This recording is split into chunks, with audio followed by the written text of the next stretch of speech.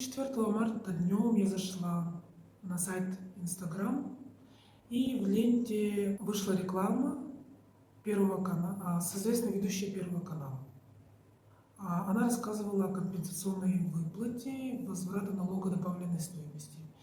Я зашла на сайт, то есть кликнула по ссылке на этот сайт, зашла на сайт, и со мной в чате сразу связалась юрист. Она по базе данных проверила и написала, что мне полагается выплата в размере 270 120 рублей. Я поверила. И дальше она написала, что нужно отправить за услуги юриста сумму в размере 382 рубля.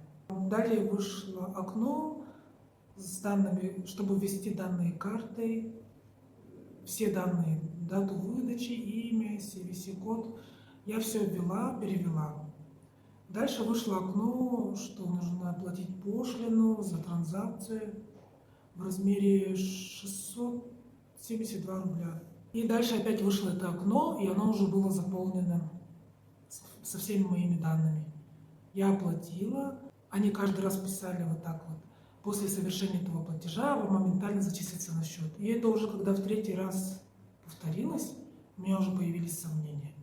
Я хочу сказать, чтобы вы не попадались данным мошенникам, не заходите на такие сайты, не верьте даже вот известным ведущим Первого канала, которые выходят в рекламе.